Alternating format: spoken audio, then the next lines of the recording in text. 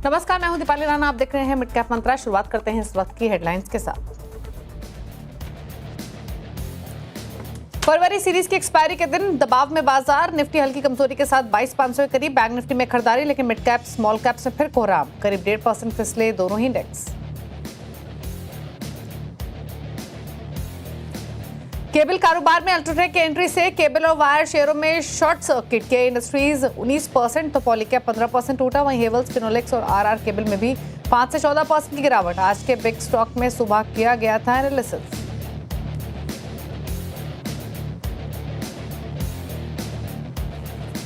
UltraTech की cable और wire में एंट्री बाजार को नहीं आई पसंद। शेयर करीब 5% गिरकर बना निफ्टी का टॉप लूजर। सुबह ही आवाज ने बिरला ग्रुप के डाइवर्सिफिकेशन और अल्ट्राटेक के टेक्निकल चार्ट में कमजोरी का किया था सटीक एनालिसिस।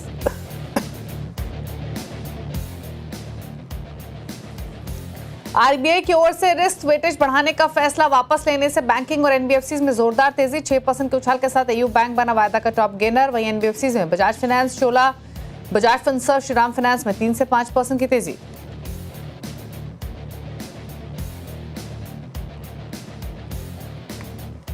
आप देख रहे हैं मिड कैप मंत्रा। हमारे साथ प्रति फिनमार्ट कहरी जुजारे भी मौजूद हैं, लेकिन सबसे पहले रुक करेंगे एक बड़ी खबर की जो इस समय दिल्ली से आ रही है, और इस खबर के बाद फिर मार्केट पर भी राय लेंगे। दरअसल हमारे economic policy editor Laxman Roy को मिली एक्सक्लूसिव जानकारी के मुताबिक मौजूदा सेबी चेयरपर्सन के एक्सटेंशन की संभावना कम है। क्या है पूरी डिटेल्स बताने के लिए लक्ष्मण हमारे साथ मौजूद है। लक्ष्मण, प्लीज बताइए क्या डिटेल्स आपके हाथ लगे हैं। देखिए, जो मुझे सूत्रों से जानकारी मिली है उसके मुताबिक बहुत जल्द सेबी के चेयरपर्सन को लेकर के सरकार की तरफ से औपचारिक जानकारी आ सकती है, लेकिन सबसे ज़्यादा निगाहें इस बात पर टिकी हैं कि आखिर अगला सेबी चेयरमैन या सेबी चेयरपर्सन कौन होगा। तो बहुत हद तक संभावना है कि सेबी चेयरपर्सन नहीं सेबी चेयरमैन होंगे, और चूंकि इनके जो मौजूदा कार्यकाल है वो 28 फरवरी को ख़त्म हो रहा है, तो मौजूदा सेबी चेयरपर्सन के कार्यकाल को आगे जारी रखने की संभावना थोड़ी सी कम मुझे दिख रही है। अब सवाल उठता है कि इनकी जगह आएंगे कौन। तो सबसे ज़्यादा जो संभावना जताई जा रही है वो ये है कि एक आईएएस ऑफिसर को जिम्मेदारी सौंपी जा सकती है। आईएएस ऑफिसर जो कि मौजूदा सरकार में अभी कार्यरत हैं, उनके नाम काफ़ी ज़्यादा चर्चा में हैं। उस सेबी चेयरपर्सन के पोस्ट के रेस में सबसे आगे हैं। पिछले 48 घंटों में जब मैं इन सारे चेक कर रहा था कि कौन बन सकता है, अगले लोगों से पूछ रहा था, तो पिछले 48 घंटे में अचानक से एक नया नाम निकल कर सामने आया है। वो आईएएस नहीं है, वो आईआरएस हैं, इंडियन रेवेन्यू सर्विस के हैं, और 1990 बैच के हैं। उससे आगे का खुलासा मैं नहीं करूंगा। 1990 बैच के आईआरएस ऑफिसर हैं, उनका नाम अचानक से इस रेस में आ गया है। तो हो सकता है कि इनके नाम पर मुहर लगते हुए आपको दिखे। और बता दूं कि वित्त मंत्रालय ने इसके लिए एक विज्ञापन निकाला था, और विज्ञापन निकालने के बाद जो है सो लोगों से राय आवेदन मंगाए गए थे। जो आवेदन मंगाए गए थे उसमें से कुछ मौजूदा आईएएस ऑफिसर ने आवेदन किए थे, कुछ ऐसे भी लोगों ने आवेदन किए थे जो रिटायर कर गए हैं लेकिन आईएएस ऑफिसर हैं, उन्होंने भी आवेदन किया था। और कुछ ऐसे भी लोग थे जो सेबी में भी मौजूद हैं, उनमें से एक आध लोगों ने आवेदन किया था, ऐसा सूत्र बता रहे हैं।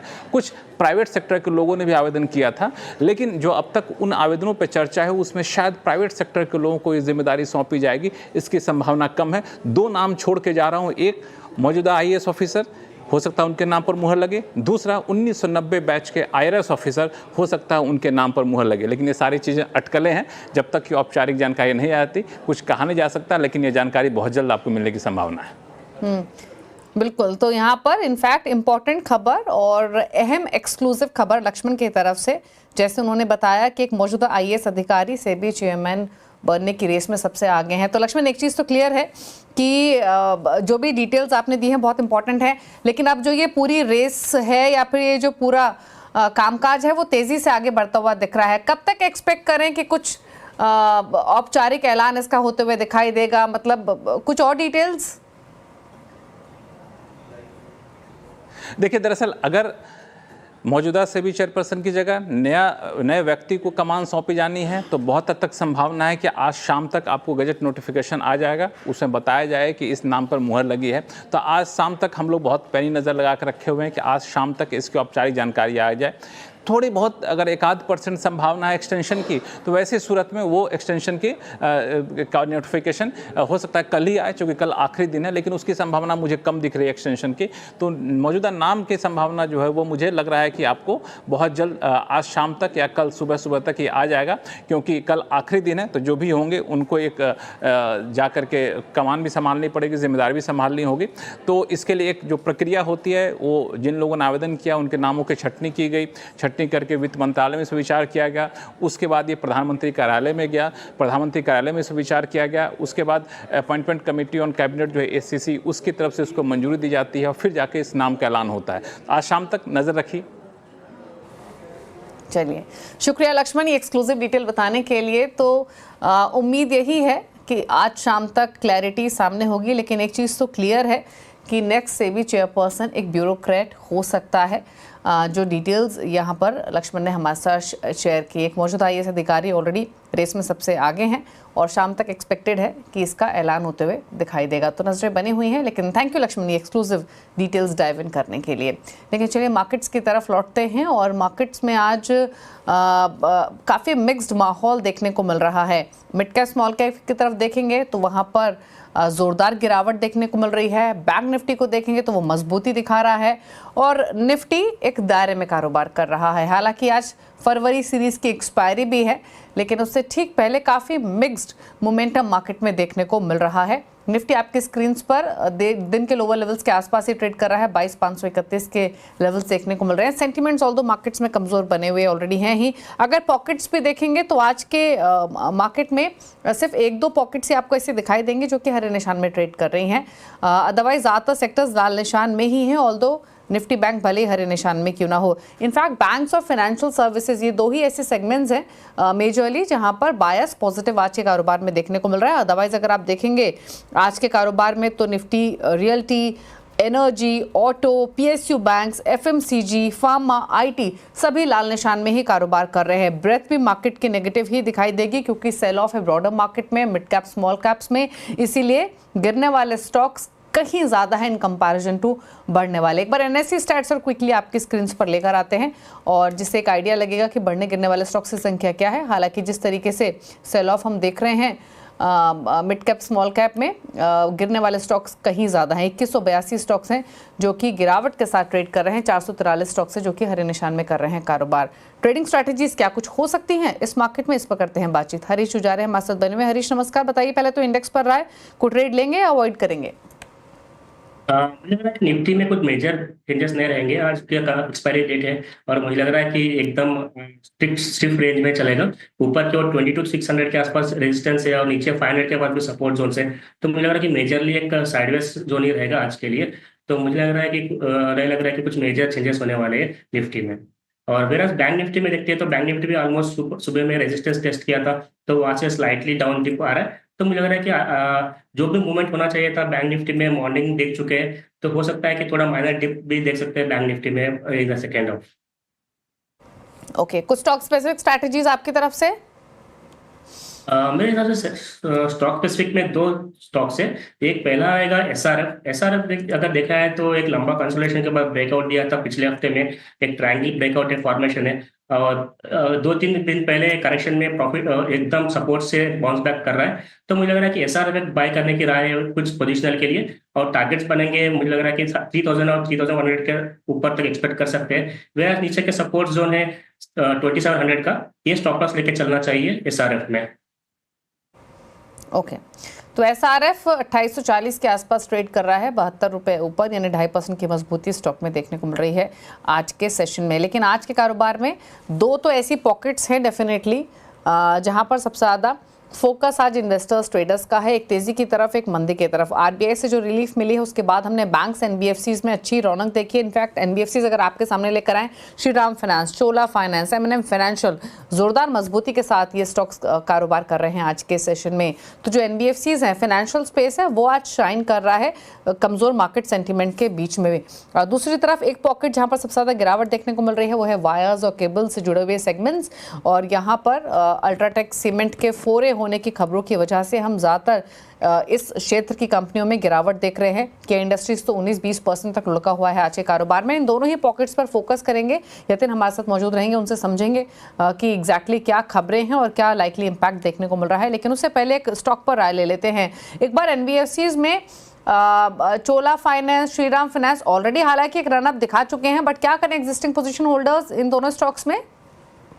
मुझे लग रहा है चोला फाइनेंस एक अच्छा खासा ब्रेकआउट दिया और 200-डे मूविंग एवरेज के ऊपर टिक रहा है, तो मुझे लग रहा है ये कंसिस्टेंटली ऊपर रहेगा और भी। तो ऊपर की ओर मुझे लग रहा है कि 1500 तक चांसेस है ऊपर जाने का। अगर कोई होल्ड बाइंग है और होल्ड कर रहा है तो मुझे लग रहा है कि 1360 के स्टॉप के साथ होल्ड करना चाहिए और 1500 के लेवल्स ऊपर एक्सपेक्ट कर सकते हैं करंट लेवल से। ओके, तो ये रही चोला फाइनेंस पर 1646 के आसपास कारोबार कर रहा है। अभी भी 5% की तेजी स्टॉक में देखने को मिल रही है। पूरी ही एनबीएफसीज में इनफैक्ट जो मोमेंटम है आज के कारोबार में वो पॉजिटिव ही है। अच्छा, जुबलेंट फूड वर्क्स एक स्टॉक लेकर आते हैं। हालांकि सेलेक्ट एफएमसीजी में आज हमने बाइंग देखी है और जुबलेंट फूड वर्क्स की बात करें तो यहाँ पर एक मोमेंटम पॉजिटिव बना हुआ है। 1% ऊपर ये स्टॉक कारोबार कर रहा है और स्ट्रेंथ इस स्टॉक में देखने को मिली। एक बार देखिए स्टॉक को 687 के लेवल्स पर क्या रहेगी? मुझे लग रहा है कि इसका अभी भी चार्ट पैटर्न एक साइडवेज ही है। मेजरली ऊपर की ओर देखा जाए तो 725 के आसपास रेजिस्टेंस जोन है, तो जब तक ये क्रॉस नहीं करता है मुझे लग रहा है कि साइडवेज ही रहेगा। और अगर कोई होल्ड कर रहा है तो मुझे लग रहा है कि ऊपर लेवल से अगर मिलता है तो एग्जिट करना थोड़ा बेटर रहे, क्योंकि इसका मेजर रेंज देखा है तो नीचे के ओवर 650 के आसपास सपोर्ट जोन है, ऊपर 725 के पास रेजिस्टेंस जोन है। तो मेजरली एक साइडवेज रेंज में कंसोलिडेट कर रहा है फिलहाल के लिए जुबलेंट फूड वर्क्स। ओके, एक स्टॉक और लेकर आते हैं आपकी स्क्रीन पर, वो है वोल्टास का। 1306 के आसपास ये कारोबार कर रहा है, 2% से ज़्यादा मजबूत है। वॉलेटाइल रहा है पिछले कुछ सेशंस में, लेकिन ट्रेंड मोरलेस इसका पॉजिटिव साइड पर ही रहा है। इस वोल्टास के साथ साथ एक बार ब्लू स्टार को भी देखते हैं। ये स्टॉक भी मजबूती दिखा रहा है, 2.5% ऊपर ये स्टॉक कारोबार करते हुए ऑलमोस्ट डेज हाइस के ऊपर, डेज हाइस पर ये ट्रेड करते हुए दिखाई दे रहा है। ये स्टॉक्स वैसे भी यहाँ से फोकस में रहेंगे अर्ली ऑनसेट ऑफ समर्स की वजह से। रिसेंटली जो अर्निंग्स गए उसमें अगर आप मैनेजमेंट कमेंट्री सुने तो वो भी पॉजिटिव ही थी आगे की डिमांड को लेकर। प्राइस हाइक अब तक नहीं हुए तो आगे प्राइस हाइक का भी एक ट्रिगर बना हुआ है, तो ये एक ऐसी पॉकेट रहेगी जो फोकस में रहेगी। इस पर ध्यान दीजिए, इसमें वोल्टास, ब्लू स्टार जैसी कंपनियां शामिल है। लेकिन बात करते हैं बैंक्स एनबीएफसीज की। दरअसल आरबीआई से राहत के बाद छोटे बैंक और एनबीएफसीज में अच्छी तेजी देखने को मिल रही है। आरबीआई ने बैंकों की ओर से एनबीएफसीज को दिए जाने वाले लोन पर रिस्क वेटेज 125% से घटाकर वापस 100% कर दिया है। इसका क्या होगा असर, बताने के लिए यतिन मोहता हमारे साथ मौजूद है। यतिन, बताइए कितनी बड़ी राहत एनबीएफसीज के लिए और क्या मायने इस खबर के? देखिए, अगर हम एनबीएफसी सेक्टर की बात करें तो क्लियरली थोड़े महीनों पहले हमने देखा था कि आरबीआई ने बहुत सारे रूल्स टाइट कर लिए थे। 2022 एंड में आरबीआई ने रिस्ट्रिक्शंस इस तरीके से लगाए थे कि जो रिस्क वेट है वो एनबीएफसी को लेंडिंग पे 125% कर दिए गए थे, जो अब वापस घटा के 100% कर दिए गए हैं। इसका मतलब ये है कि बैंक्स अब एनबीएफसीज को ज़्यादा लिक्विडिटी दे पाएंगी, प्रोविजनिंग कम करनी पड़ेगी और ओवरऑल जो कॉस्ट ऑफ बोरोइंग है एनबीएफसीज के लिए वो सुधरने की उम्मीद है। मार्जिन इससे बढ़ सकते हैं एनबीएफसी क्षेत्र के लिए, और मार्जिन के अलावा जो लोन बुक है यहाँ भी आपको राहत दिखती हुई आ सकती है। हालांकि अभी जो रिस्क वेटेज कम हुआ है वो एमएफआई लोन्स के तक ही सीमित रखा गया है। दूसरी कैटेगरीज अभी भी हाई रिस्क वेटेज के हिसाब से दी जाएंगी। लेकिन अगर हम नोमुरा की बात करें तो इनको लगता है कि जो आरबीआई का कदम है वो काफ़ी मजबूत है, एनबीएफसी सेक्टर को भी राहत मिलेगी और जो बैंक से जिनका ज़्यादा एमएफआई एक्सपोजर है जैसे कि इंडसइंड बैंक, जैसे कि ईयू बैंक और बंधन बैंक, इनको भी इस मूव का फ़ायदा होता हुआ नज़र पड़ेगा। तो बैंकिंग शेयर्स और एनबीएफसी शेयर्स दोनों में ही आप अच्छी तेज़ी का माहौल दिख रहे हैं, क्योंकि यहाँ जो रिस्क वेटेज है एमएफआई सेक्टर पे ये कम कर दिया गया है। पहले 125 था और अब 100% रिस्क वेट के कारण यहाँ आपको तेज़ी का माहौल दिख रहा है। ठीक है, तो ये बात हुई फाइनेंशियल स्पेस की खबर और उसका इम्पैक्ट। यतिन हमारे साथ बने रहेंगे, रुक रहे हैं एक ब्रेक के लिए। ब्रेक के बाद बात करेंगे केबल एंड वायर सेगमेंट से जुड़ी कंपनियों की। अल्ट्राटेक सीमेंट के फोरे होने के क्या मायने हैं, क्यों गिरावट देखने को मिल रही, सबको समझेंगे एक छोटे से ब्रेक के बाद। आप देख रहे हैं मिड कैप मंत्रा। कुछ और खबरों की ओर रुख करते हैं और अब बात करते हैं केबल और वायर कारोबार से जुड़ी हुई कंपनियों की। दरअसल केबल और वायर कारोबार में अल्ट्राटेक के एंट्री के ऐलान से पूरे स्पेस में खलबली मच गई है। केबल और वायर शेयरों में आज भारी गिरावट है। पॉलीकैब, के industries, RR cable, Havells, Finolex cables, आपकी स्क्रीन पर 21% तक की गिरावट इन स्टॉक्स में देखने को मिल रही है। पॉलीकैब, आरआर केबल में 17% तक की गिरावट है। क्यों यहाँ पर ये गिरावट देखने को मिल रही है? इस स्पेस में अल्ट्राटेक की एंट्री से क्या असर पड़ेगा, इसका पूरा एनालिसिस करने के लिए यतिन मोहता हमारे साथ ऑलरेडी बने हुए हैं। यतिन, बताइए। देखिए, अल्ट्राटेक की एंट्री के बाद केबल शेयरों में आपने शॉर्ट सर्किट देखा है। 15, 20, 25% तक शेयर्स आपको नीचे जाते हुए दिखाई पड़े हैं और इसका रीज़न है कि जो केबल एंड वायर इंडस्ट्री है, यहाँ एक बड़े प्लेयर का आगाज़ हो गया है। अगर हम केबल एंड वायर इंडस्ट्री की बात करें तो 12% के CAGR के साथ यहाँ आपको ग्रोथ आती हुई नज़र पड़ सकती है और मार्केट कैप के लिहाज से भी यहाँ अगर आप बड़ा लॉस देखें तो हैवेल्स में आज लगभग 7,000 करोड़ का मार्केट कैप साफ हो गया है, पॉली कैप में 13,000 करोड़ से ज़्यादा और KEI में 6,500 करोड़ से ज़्यादा का आपने नुकसान देखा है। कुल मिला के सारे के सारे जो केबल शेयर्स आपकी स्क्रीन पे हैं, लगभग 30,000 करोड़ रुपए से ज़्यादा का नुकसान अपने मार्केट कैपिटलाइजेशन में आता हुआ देखा है। हालांकि जो प्लेयर एंटर हो रहा है बाजार में अल्ट्राटेक, यहाँ भी आप देखेंगे तो मार्केट कैप में लगभग 15,000 करोड़ तक का आपने नुकसान देखा है। ओवरऑल क्यों ये आपको इम्पैक्ट आती हुई नज़र पड़ रही है? क्योंकि वैल्यूएशन के लिहाज से केबल शेयर्स अभी भी महंगे हो चले हैं। अगर हम बात करें हैवेल्स की और KEI इंडस्ट्रीज़ की तो 50 से 65 टाइम्स के PE रेशियो पे आपको ट्रेलिंग बेसिस पे ये स्टॉक्स ट्रेड करते हुए नजर पड़ेंगे। इसके अलावा जो छोटी कंपनियां हैं, RR काबेल, पॉलीकैब और फिनोलेक्स केबल्स, यहाँ भी आप देखेंगे तो वैल्यूएशंस रिच हैं। तो ऊपर के लेवल से वैल्यूएशंस आपने करेक्ट होते हुए देखे हैं। क्यों? क्योंकि एक भय है नए प्लेयर के एंट्री का और हमने ग्रासिम में देखा है कि पेंट्स इंडस्ट्री में एंट्री के बाद एशियन पेंट्स के मार्केट शेयर लॉस भी हुए हैं और वैल्यूएशन भी कंप्रेस हुआ है। अगर हम बात करें अभी अल्ट्राटेक सीमेंट, बहुत बड़ी नेटवर्थ, लगभग 80,000 करोड़ से ज़्यादा का आपको ग्रॉस ब्लॉक यानी प्लांट एंड मशीनरी सेगमेंट आता हुआ नजर पड़ेगा। उसके सामने ये कंपनियां सारी छोटी हैं। हैवेल्स का ग्रॉस ब्लॉक अगर आप देखें तो 5600 करोड़ का है, पॉलीकैब का लगभग 4,000 करोड़ के आसपास का है, KEI industries, RR cable, Finolex cable का भी अगर आप देखें तो 1000 करोड़ से कम ही आपको ग्रॉस ब्लॉक होता हुआ दिखाई पड़ रहा है। और इस माहौल में आप देखेंगे तो अल्ट्राटेक ने 1800 करोड़ रुपए का केपेक्स अनाउंस किया है जो अगले 2 सालों में वो स्पेंड करेगा। पॉलीकैब अपने FMEG बिजनेस के साथ मिलके लगभग 8,000 करोड़ का केपेक्स अनाउंस कर चुका है अगले 5 साल के लिए। हैवेल्स अगर आप देखें तो 1000 करोड़ के आसपास का वो केपेक्स करेंगे।